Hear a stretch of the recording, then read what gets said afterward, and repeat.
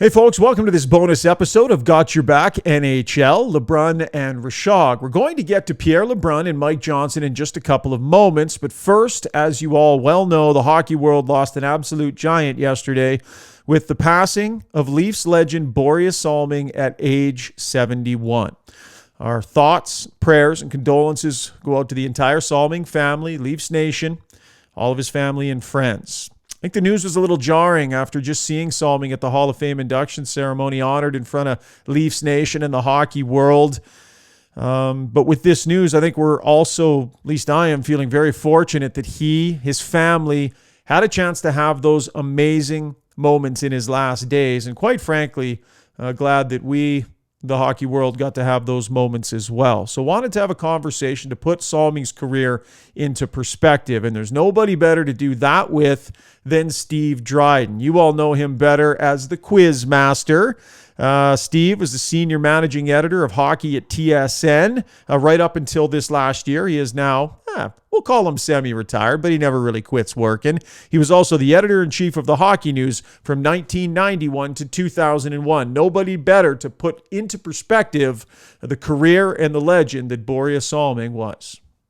Well, for years, viewers on TSN have heard his name, the Quizmaster, but seldom, if ever, have they seen his face. A good friend, longtime friend, Steve Dryden. Thrilled to have you join us today, Steve. Is this the first time that you've actually revealed yourself to the masses?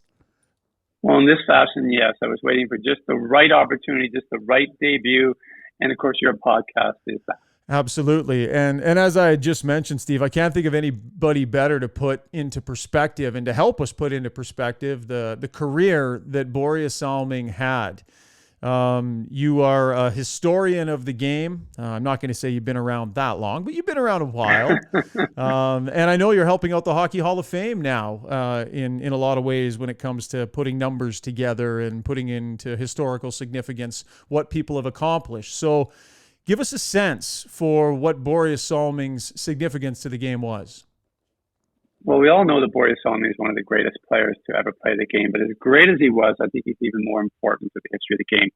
Think of players like Howie Morenz, Rocket Richard, Jacques Plante, Bobby Orr. These are all shapeshifters in the history of the game.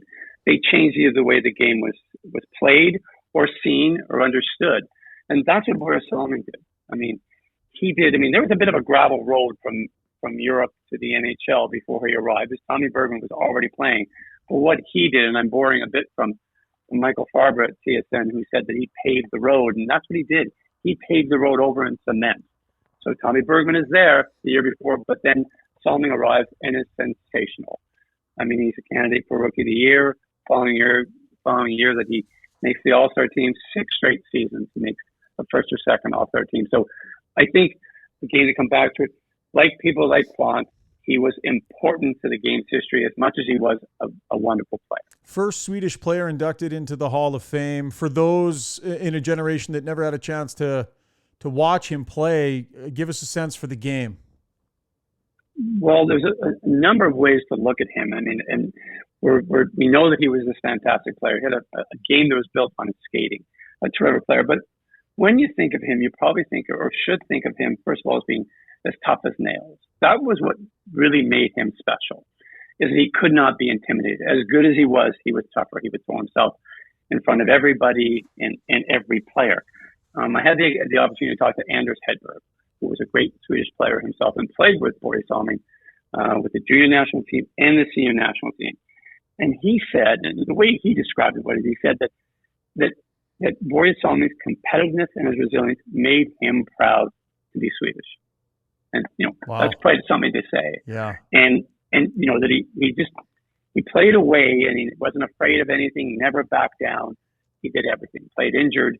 And again, of course, he had these great skills. I asked Anders, was there a term in Swedish that maybe a Swede would use to describe him? And he did give me one, and I'm not going to do it justice, but it was something like Devaljar Anima, and it's the devil's determination. Huh. So you can see that we think of him as being this player. He's courageous, played with great conviction, but in Sweden, they point to that as much as anything.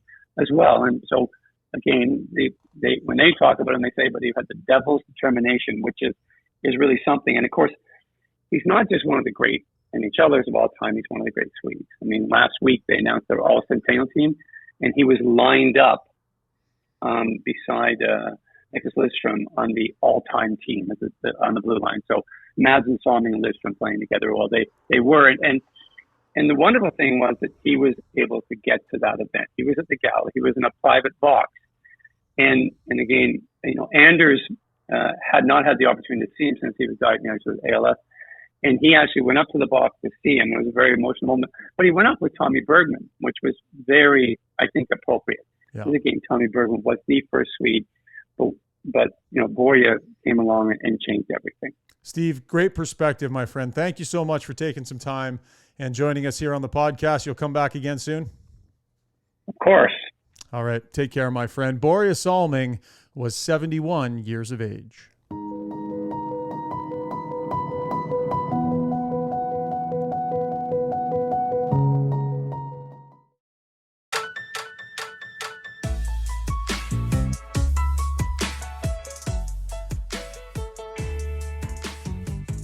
Got Your Back NHL edition is brought to you by Cross Country Canada Supplies and Rentals. Of course, they provide equipment and supplies to all facets of the Canadian construction industry, but what sets them apart is their get-her-done attitude, a core value of their company.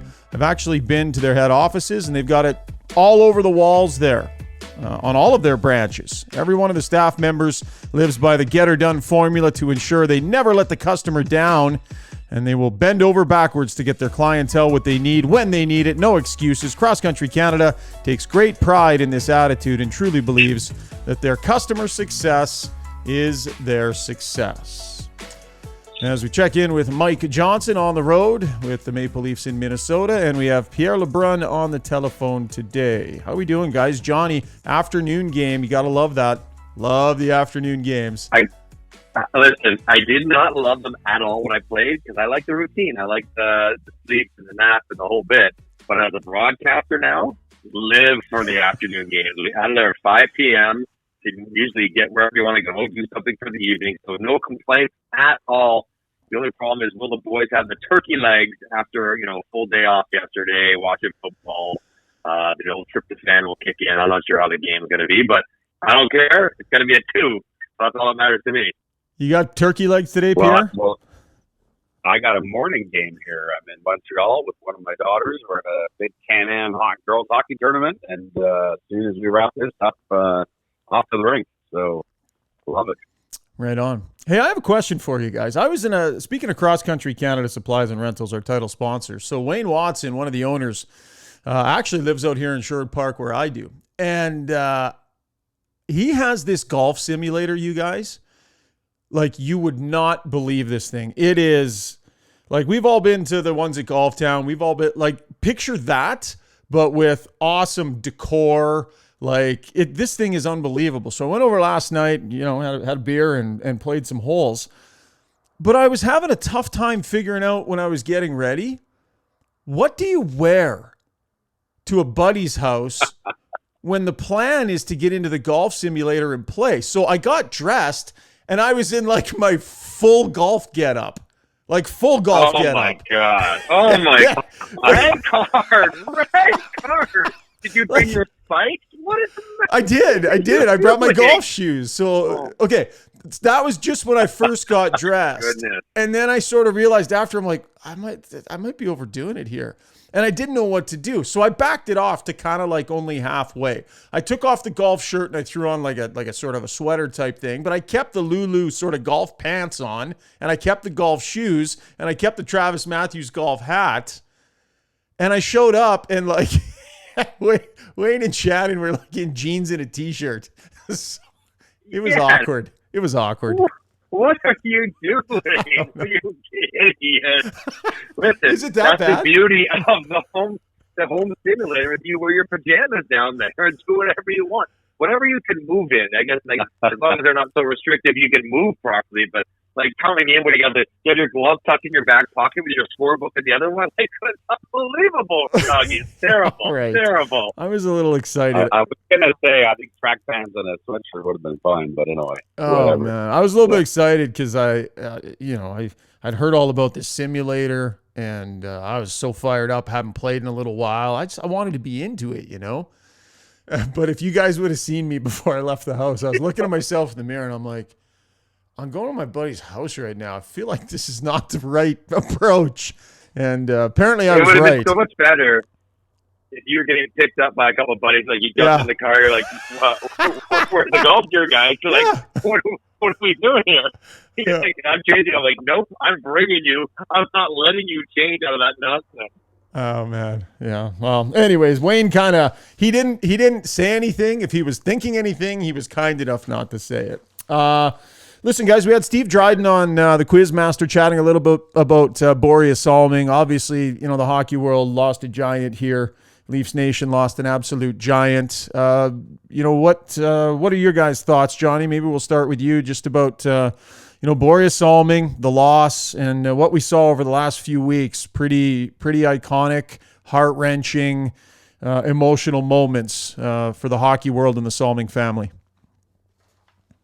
Yeah, I mean, I guess I don't remember him so much from growing up and watching him playing, but being a Toronto Maple Leaf and being around the alumni, you really get a sense of the kind of reverence that the other players told him. The guys that played around his era, maybe the 80s where the Leafs weren't so great, he was kind of like the beacon of hope and like the guy who kind of represented the team well on the ice, off the ice.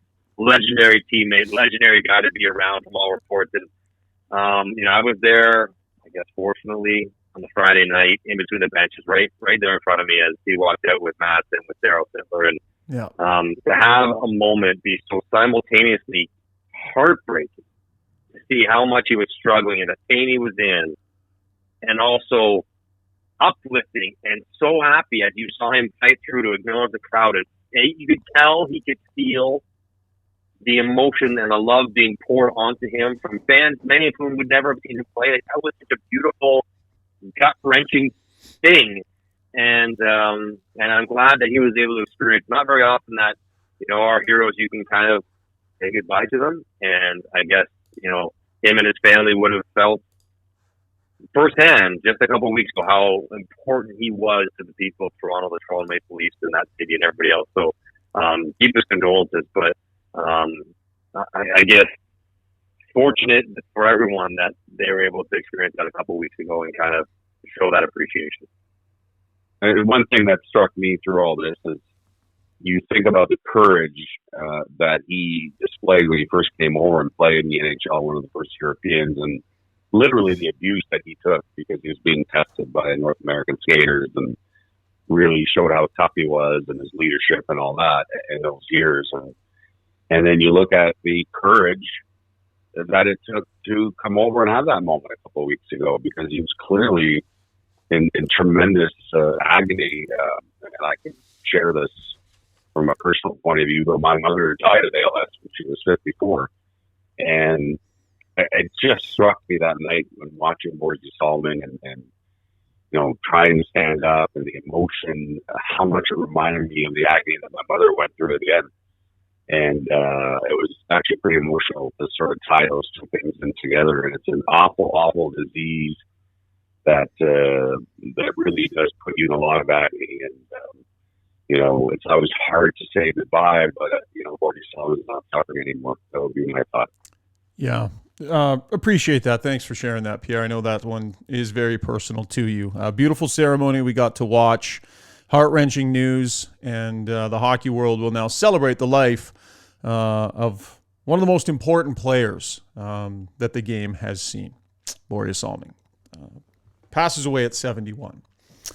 Okay, lots to get to, you guys, from around the National Hockey League, so we're going to get to the breakdown, and that's brought to you by Pro Hockey Life. And with Christmas on the way, Pro Hockey Life has everything you need for the hockey player or the massive fan in your life, from equipment that fits all the needs for your players to team apparel, jerseys, clothing, novelty items, stocking stuffers. There'll be a one-stop shop on the Christmas shopping list for the fans in your life. They've got 16 locations across the country. Pro Hockey Life is obsessed with the game. So we're in and around that we're at that American Thanksgiving cutoff. And you know what the statistics are, and there's a lot of value placed on, teams that are in or out of the playoffs at this time of year and how often they make the playoffs. Johnny, do you think this year holds true the same, or do you think it's a little different because they're so tightly stacked together through the middle of the standings? Yeah, I think it's probably a little bit different, Shoggy, because some of the teams that have stepped up and kind of climbed into the playoffs at this point, you're thinking about Detroit and Seattle and teams of that nature. I'm not so sure they have the lasting power versus some of the teams chasing them. So I think it's about 75 to 80% of teams on this day that are in the playoffs make the playoffs. So it's 12 out of 16. Do I think 4 teams will drop out? Yeah, I absolutely do think 2 or 3 or 4 will drop out because of injuries and because I think some of the teams we still think they're good haven't really played that well just yet. Tampa, Florida, Edmonton, Calgary, Pittsburgh, Carroll. Even if they're around the playoffs, they just have been a little bit inconsistent. So, Pierre, I think it's a telling time, but I don't think it's locked in just yet because there still will be some jockeying to go. So I thought we all agreed that when the Blues were in last place in January 1st, 2019, and then won the Cup, that we were never going to do the U.S. Thanksgiving thing again. Yeah, I thought we were done with that. Not a bad point by you. Yeah, but it is from talking to a number of GMs this week. What it is, though, it still remains a time of year where GMs have said, okay, I've seen enough of my team now where I think I know what we are, and now I'm going to circle back and start getting a little more serious with some of those calls. So I think what you'll see, and usually produces a sprinkle of deals in the new year, you'll start seeing those conversations go next level now in terms of trades.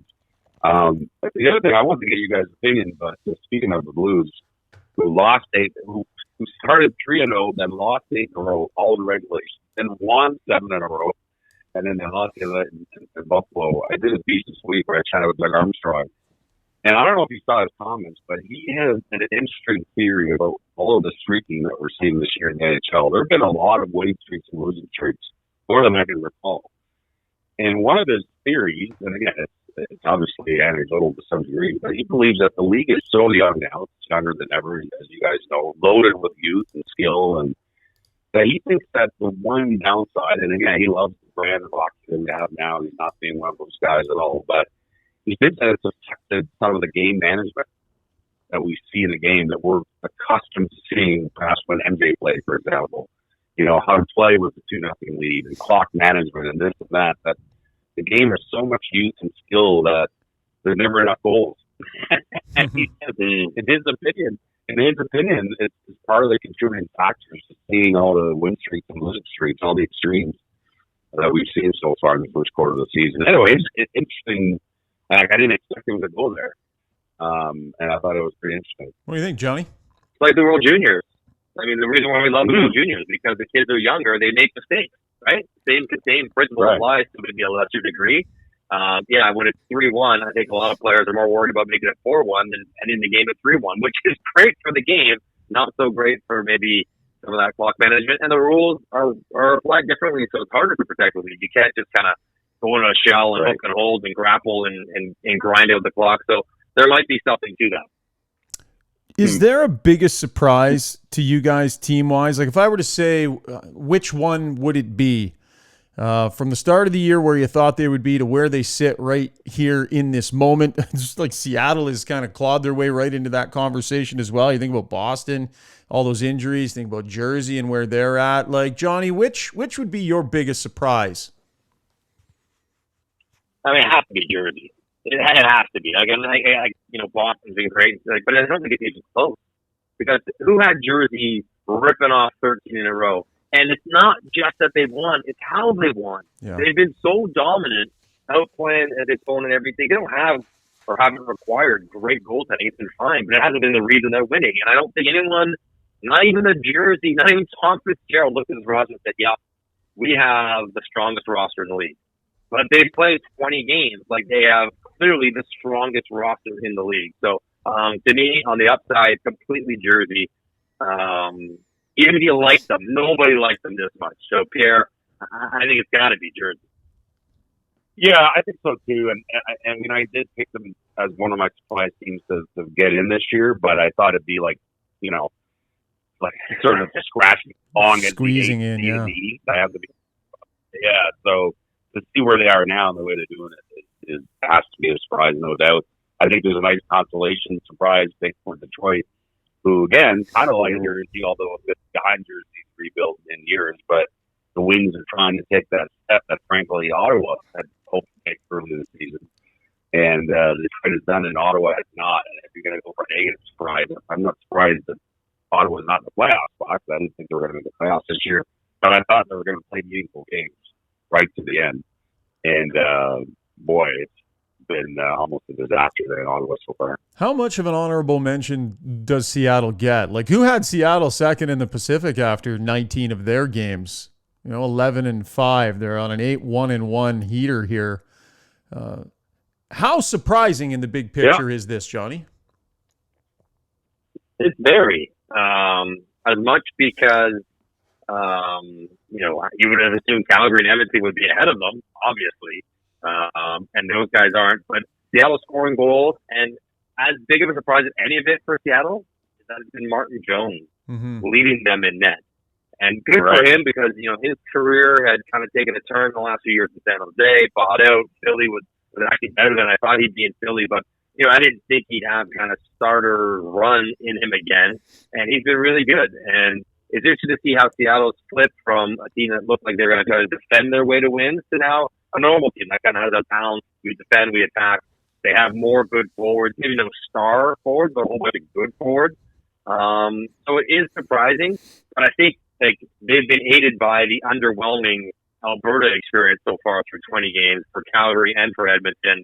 And even LA's been, the Pacific's not been very good, quite frankly. It's probably the weakest division in the league so far, and that has helped them a little bit. But I didn't have them doing it, and I'm glad though. I think fans only ask them. It's just the second year, but you don't ask your fans to go listen, love us for 5 years. We'll eventually get good. It's good to give the fans something to latch on to, some success. So I'm happy for them, but I didn't see this kind of coming either.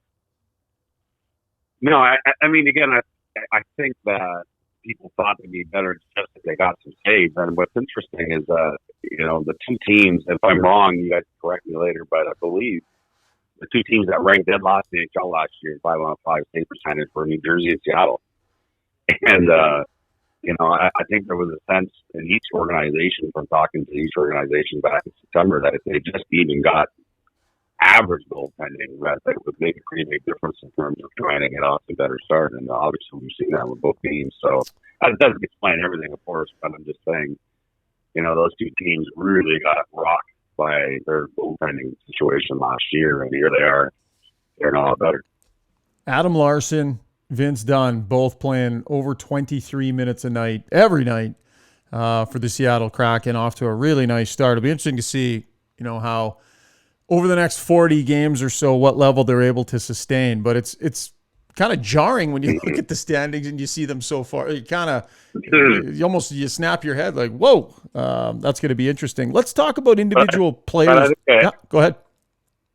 I'm going to say quickly, because I thought MJ made the best point of all there. It really does not take anything away from Seattle, but where is Edmonton and Calgary? Come on. Yeah. That's a huge part. Well, do you want to hit on that real quick? I mean, I cover the Oilers here in Edmonton, and listen, 7-3 and then 3-7. Defending has been an absolute train wreck in their own end. What are you guys seeing? Johnny, what do you think? How concerned? Well, I wonder why that is, Shaggy, because when Jay took over last year, they actually improved a lot in that regard of kind of turning possession and not just relying on McDavid and Draisaitl and guys at the bottom of the lineup kind of holding their own 50-50 in shots and chances and goals. Stuff that's not happening again this year. The Jack Campbell experience, I mean, what can you say? It hasn't gone well just yet. Hopefully he gets it figured out. Now, it is concerning, I think since the calendar turned to 2022, he's got the worst save percentage of any goaltender who's played whatever 40 games in the NHL. Like that's a problem. Yeah. That's a year-long problem, not a 2-week thing. So that'll be an issue. But yeah, I think defense. And right, we talked about this. Like you did the hit. I remember talking to you on other shows when it was McDavid and Draisaitl before the year. We don't care about points. We've won all our awards. We're playing defense. We're setting the tone with defense. We care about defense. And I'm like, well, that's great. If those guys set the tone, it happened. Like, it's not been the case. Now, those guys have been great. I'm not criticizing them specifically, but defense hasn't been a successful area of focus for Edmonton so far. And this will be a fascinating test for Pierre LeBrun, because when he came in last year, fresh voice, the players clearly, from the time I spent there anyway, but Ryan, you know better than us, but the players clearly were galvanized by his presence, his new message, the way he approached coaching, and it just, there was a real good vibe about the players totally buying into what he was selling. But, that often works in the middle of the season in the playoffs. True. Of course, now they got 82 games plus, and is that message, still being, accepted the same way? Where's the buy-in, and how does Jay Woodcroft react when things aren't going well here? And really, his first big test is becoming Oilers head coach, and so that part, I think, is going to be interesting to me. They started the scary part, though, Brian. Right? Yep. Scary part is that with Kane hurt, Yamamoto struggling, and the idea they can just score their way out of issues, challenge as well. Like, as great as those two guys are, and Hyman's been awesome, and Nuge is Nuge, like, they're a couple players short of a top 6 still. Yeah. With Kane's injury. So it's not like you can say, well, just go score some more goals. So that might be a challenge as well. Yeah, the answer lies in an uptick in the way that they're defending right now, and they're a bit of a mess in their own zone. We're seeing blown coverages that feel night in, night out. I mean, every team makes mistakes and every team blows coverages in their own end. The Oilers have a regular habit of doing it. It's happening on a very regular basis, and it's really hurting them. Regression, right? Evan Bouchard has had a really tough opening 20 games. Really, really tough. He has regressed. Tyson Barrie, his game has struggled. Darnell Nurse isn't anywhere near where he wants to be, and Brett Kulak has also regressed from where they finished last season. Oh, and Duncan Keith is no longer there. Guys, people may roll their eyes when I say this. I'm telling you, they miss Duncan Keith. Evan Bouchard misses having Duncan Keith next to him on pretty much every shift. He's like a coach out there. Mm-hmm. So there has been regression with a number of players. Now, I guess the upshot would be, we know that these can be good players, right? Bouchard is better than what he's showing now.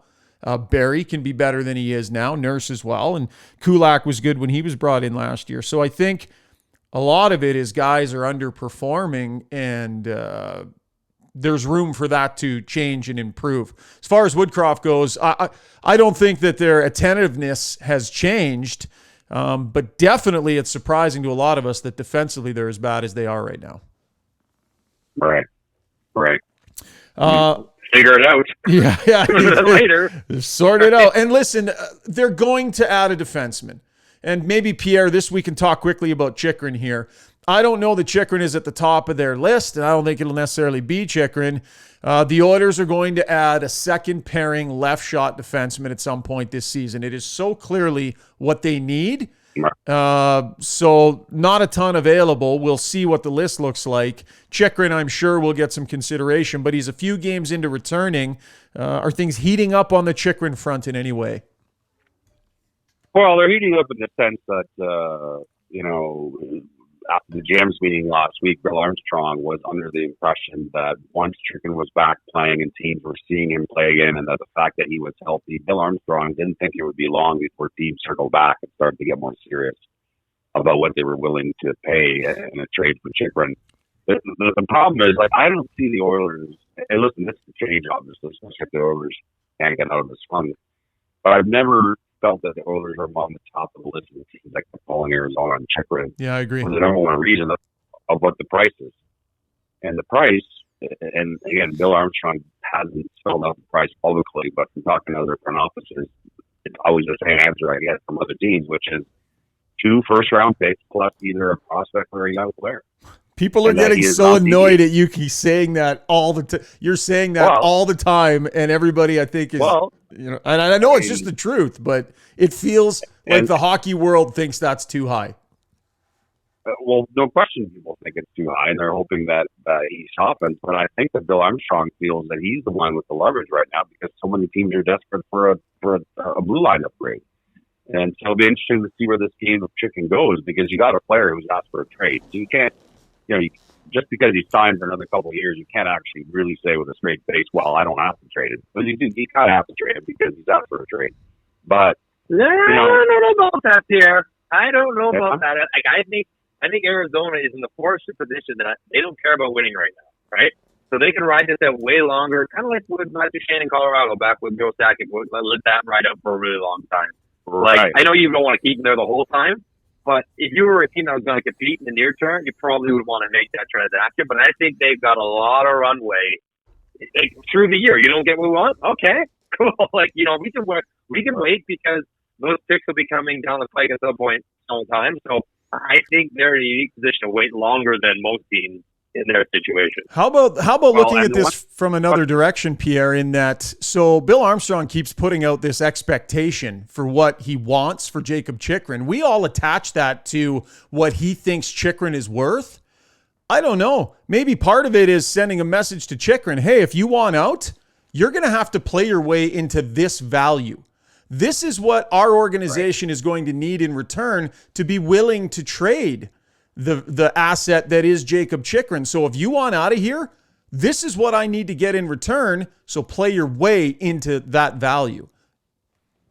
Oh, I think that's totally part of it. There's no question about it. And the other thing I was going to add to that, Johnny isn't buying one it. other thing. No. Well, the one thing I try to do when I try to predict how a GM is going to finally, pull off a transaction. That was a great example of Sakic and Matt Duchene because Sakic got hammered for waiting too long, and then he made one of the best trades in a decade. Bill Armstrong has, he's not been a GM that long, but here's what we do know about him. He also got criticized for what we thought was waiting way too long on Darcy Kemper. Right. And by the time he finally traded Darcy Kemper only had a year left on his deal. And I remember thinking, I don't know about you guys, geez, you're not going to get the value you would have had a year ago if you would have traded him.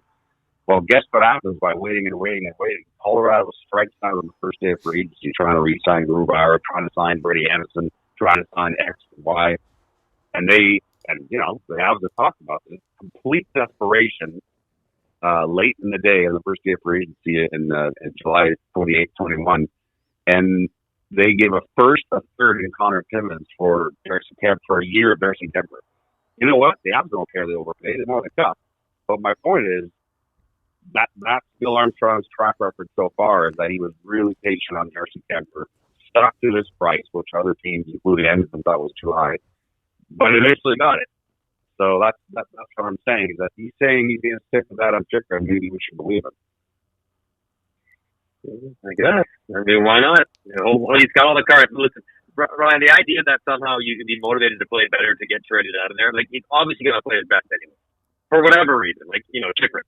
Like, say, hey, you know what? We're going to hold firm on 2 first, so play lights out. Because he's going to try to do that anyway. Like, I know he wants to get out of there, and I'm sure not pouting part of that discussion. Like, hey, you can't trip on your lip here for the next 3 months expect to leave. Yeah. You got to play well. But I think the idea that you're going to play better, I don't know. Everyone's playing as best as they can all the time. I don't know that it's. I don't know that it's so much about you got to play better, but what you talked about, making sure you're not falling into that tripping on your lip thing, making sure you're not, feeling frustrated that it's not happening. This is what the organization's expectation is. Hold up your end of the deal, and we'll see if it can happen. But always contentious, when the trade demand comes, and especially because you made a great point, Johnny, and that the team can sit tight if they need to. They're not in any sort of desperation mode at all right now. Although Connor Bedard has 24 points in the last 8 games that he played. So the Bedard sweepstakes, Crazy way to do it. if you can water yourself down, the earlier the better this year. All right, that was the breakdown brought to you by Pro Hockey Life. Before we let you guys go, we got to get to our red card, yellow card, no card, appropriately named given the World Cup. Man, was that fun watching Canada the other day. Man, so many chances, so much offense. Hey, wasn't that fantastic? I'm going to watch again on Sunday. Of course you're going to watch, but let's get a goal for the first time in the country's history, right? Like that's what I'd like to see. Although I was always worried they're leaving themselves open to a counterattack at the back end because they were pressing so high up the field and want to get soccer talk. But this is the game. Sunday's the game. Yeah, well, Pierre, I got my soccer background, but Sunday's the game. They have to get a result in Sunday against Croatia. And if they do and win, they have a good shot of going through. Exactly. It's Sunday's a must. Yeah. But the other thing I was going to say, I didn't expect to get as moved emotionally as I did during the anthem. And I think it's just you're watching it and you realize the first time in 36 years that Canada's back on that stage of the Men's World Cup, and it just hit me. And one of the players was emotional, and it just hearing the whole crowd there singing of Canada. That was. Were you were tearing up too, Johnny? I'm sure. You know what? I'm right, Dick. You laugh because I am a bit of a cold-hearted person. No, come on. I tell you. Come on, you softy. As I've gotten older, I'm terrible. Like, I'll be like watching the game, and I'm like, I get goosebumps and chills. And I'm like, come on! I was watching like a fan, like a total out of control fan. I love when it. They missed the penalty shot. I threw the remote control, and then I'll be watching YouTube videos about whatever I am watching YouTube on Roger Federer highlights. I'll end up somehow down like a military homecoming. And I'll be like bawling my eyes out in my office by myself. Like, buddy. I'm like one a mess. So, buddy. Oh, I know. I'm soft in my old age. So I am emotional. I like this softer, gentler Mike Johnson. I like this guy. I like this guy. Don't tell anyone. I almost want to say better than whatever it was like 12 years ago when we first met. This is like I can get with this guy. It makes sense to me. All right. Today's red card, yellow card, no card. A bit of a goofy one. And I think I'm going to get killed on this one. I might be on an island. 3-hour car drive. Okay? You and one other person. 3-hour drive. You're driving. And they just take a nap. Just go to sleep. Right? You look next to you and they're just head on the window sleeping. Red card, yellow card, or no card, fellas. Is there like a green card for like a power play? Like I want to give the guy props. Like that's amazing. Like I want to give him a bonus card for doing that. That is so spectacular behavior. Like you got this? All right, I'll see you when we get there. That is an amazing turn of events. Even listen, as a driver, I don't want to talk. I'll just listen to podcasts or listen to music. If you want to sleep, go ahead. I'd have no problem with it. And I give full props to the person to be able to fall asleep. That is tremendous. As long as the driving's like safe and not kind of tenuous, I got no problem with that. All right. Green card. Green card. Wow. Okay, Pierre, what do you got, buddy? Definitely no card if I want to stay married. Although I'm pretty sure my wife is not listening to our podcast. But I've been married 22 years, and for 22 years I've been driving long distance, and my wife goes to sleep in the car, and it's all good. I get to listen to whatever I want on the radio, I zone out. What about a buddy? What about not your wife? What about a buddy? Okay, not my wife, but buddy. Yeah, bud. It would annoy me a bit if it was a good pal, and I like the band. Isn't it your responsibility to kind of keep them entertained? Keep the conversation going. No. Just kind of like. No. Whatever. It goes quick. What would be a red card though is if I have a nap and then tell you to turn down the radio so I can sleep better. That would be a red Dude, card. your podcast is bothering me. Which I might try. Yeah. The ultimate arbiter. I'm trying to sleep here. The ultimate arbiter on Got Your Back is Terry Ryan, Ted Hitchcock from Shoresy, and here he delivers his adjudication. As the ultimate arbiter, I say no card. What are we, teenagers? If you're an adult, chances are you have responsibilities, stressors, deadlines. Long drives are good for the mind. See the country, listen to your favorite podcast, check out a new album, brainstorm new ideas while passing through the countryside. The last thing I want is some forced conversation with someone I can talk to anytime at all. There's nobody on earth that could tickle my fancy more than the hum of an engine under the sweet sounds of my favorite podcast or album. Card? Are you kidding? It's bonus points. No card. Final answer. Hey, Johnny, you and the ultimate arbiter right on side together today, buddy. Green card it is. I love it. Green card it is. All right, that'll wrap up the podcast, folks. Thank you so much for joining us. Johnny, thanks for your time. Enjoy the game today. Pierre, you as well.